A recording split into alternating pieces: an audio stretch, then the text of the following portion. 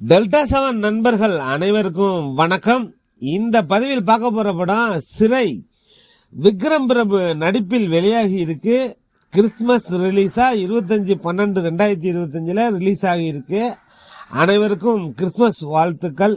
இந்த படத்தோட கதையை பத்தி பார்த்தோம்னா, கொலை வழக்கு ஒன்றில் விசாரணை கைதியாக வேலூர் மத்திய சிறையில் பல வருடங்களாக இருக்கும் எல்கே அக்ஷயகுமாரை சிவகங்கை நீதிமன்றத்துக்கு அழைத்து செல்லும் பொறுப்பு விக்ரம் பிரபு தலைமையிலான காவலர் குழுவுக்கு வழங்கப்படுகிறது. போகும் வழியில் காவலர்கள் சில பிரச்சனையில் சிக்கிக்கொள்ள அதன் மூலம் கைதி அக்ஷயகுமார் தொலைந்து விடுகிறார். போலீஸ் துப்பாக்கியுடன் அவர்களிடமிருந்து தப்பித்த அக்ஷயகுமார் மீண்டும் பிடிபட்டாரா? கொலை குற்றவாளியான அவரது பின்னணி என்ன?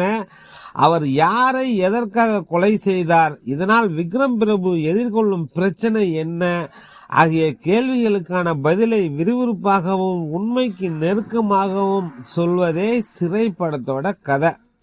கதையின் நாயகனாக அல்லாமல் ஒரு கதாபாத்திரமாக நடித்திருக்கும் விக்ரம் பிரபு தனக்கான கதையாக அல்லாமல் நல்ல கதையில் தான் இருக்க வேண்டும் என்ற எண்ணத்தில் இந்த படத்தில் நடிச்சிருப்பதே அவரது சிறந்த நடிப்பு நிரூபித்திருக்கிறது.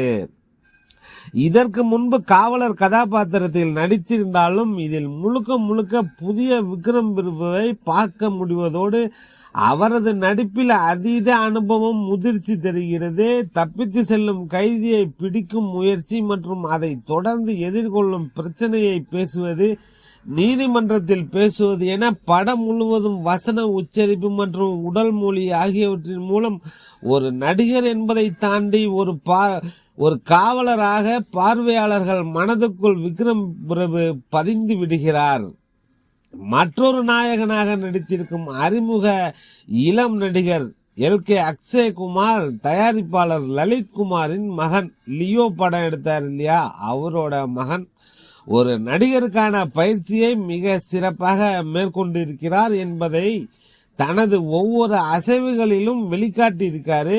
இவருக்கு இது முதல் படம்னு சொல்லவே முடியாது. பள்ளி பருவம், இளமை பருவம் மற்றும் சிறை கைதி என தனது தோற்றத்தில் மாற்றத்தை வெளிப்படுத்தி இருப்பவர் தனது நடிப்பு மூலம் பார்வையாளர்களின் கவனத்தை ஈர்த்து கலங்க வைத்து விடுகிறார். இரண்டாம் பாதி படம் முழுவதையும் தன் யதார்த்தமான நடிப்பு மூலம் தாங்கி பிடித்திருக்கும் அக்ஷயகுமாரின் நடிப்புக்கு திரையரங்கில் கைத்தட்டல், அப்ளாஸ் கிடைப்பது உறுதி.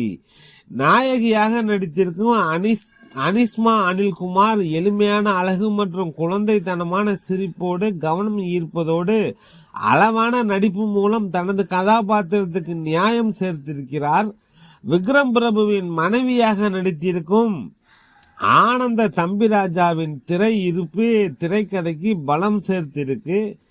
ஜஸ்டின் பிரபாகரின் இசையில் பாடல்கள் கதாபாத்திரங்களின் உணர்வுகளை பார்வையாளர்களிடம் கடத்தும் வகையில் பயணித்திருக்கிறது. பின்னணி இசை கதாபாத்திரமாக பயணித்து திரைக்கதைக்கு பெரும் பலம் சேர்த்திருக்கிறது. கதாபாத்திரங்களை நடிகர்களாக அல்லாமல் கதைக்களத்தில் வாழும் மனிதர்களாக பார்க்கும் விதத்தில் காட்சிகளை படமாக்கி இருக்கும் மாத்தேஸ் மாணிக்கம் எளிமையான கதைக்கு தனது கேமரா மூலம் பிரம்மாண்டமாக காட்சிப்படுத்தி இருக்கிறார். காவல்துறையின் பின்னணியில் ஒரு எளிமையான காதல் கதை என்றாலும் அதை தனது பட தொகுப்பு மூலம் விறுவிறுப்பாக மட்டுமின்றி பார்வையாளர்கள் மனதுக்கு நெருக்கமாகவும் சொல்லியிருக்காரு பிளேமின் ராஜ். அவரது பட தொகுப்பு மூலம் சில திருப்பங்களுடன் பயணிக்கும் திரைக்கதை சில இடங்களில் பார்வையாளர்களை பதற்றத்தின் உச்சத்துக்கே அழைத்து செல்கிறது.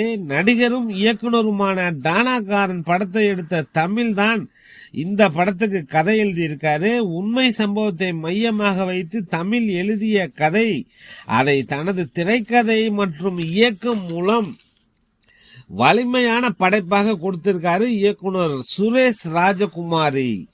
கதை சொல்லல் மற்றும் காட்சி அமைப்புகள் மூலம் படத்தை வேகமாக பயணிக்க வைத்தாலும் காவல்துறை பற்றிய விவரங்களை துல்லியமாக நுணுக்கமாகவும் யதார்த்தமாகவும் காட்சிப்படுத்தி இருப்பதோடு காதல் கதையை உணர்வுபூர்வமாக கையாண்டு பார்வையாளர்களின் கவனத்தை படம் ஈர்த்து விடுகிறது. நம்ம டானாகாரன் தமிழ் தான் இந்த படத்துக்கு கதை எழுதியிருக்காரு. இயக்குனர் சுரேஷ் ராஜகுமாரி 2 பேருக்குமே பாராட்டுகள்.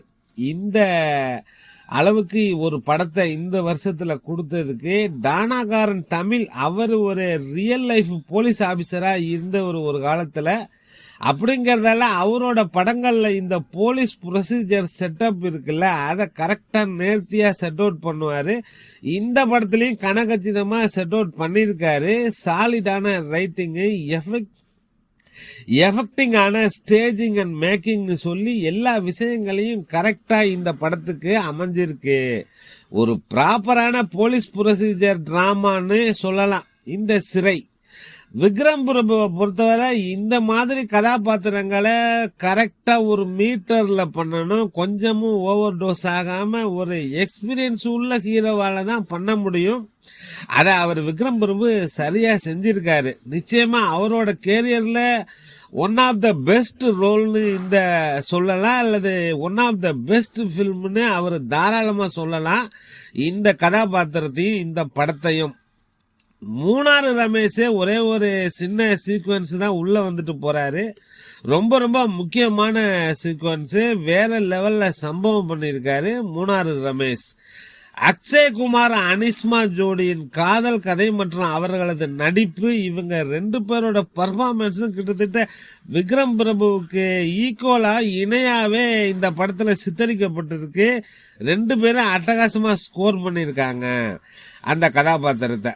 நடிகர்கள் தேர்வு மற்றும் அவர்களிடம் வேலை வாங்கிய விதம், சிறு கதை என்றாலும் அதற்கான திரைக்கதையை சுவாரஸ்யமாக எழுதி விறுவிறுப்பாக கதை சொல்லிய விதம் ஒரு சிறந்த பொழுதுபோக்கு திரைப்படமாகவும் எளிய மக்களின் வாழ்வியலையும் அவர்கள் சார்ந்த அரசியலையும் பேசும் ஒரு படைப்பாகவும் கொடுத்திருக்கும் இயக்குனர் சுரேஷ் ராஜகுமாரியை தமிழ் சினிமா சிவப்பு கம்பளம் விரித்து வரவேற்கலாம். இந்த திரைப்படம் சிறை தமிழ் சினிமாவுக்கு சிறப்பு சேர்க்கும் வரம். மீண்டும் வேறொரு காணொளியில் சந்திப்போம். டெல்டா 7 நண்பர்களுக்கு நன்றிகள் பல பல.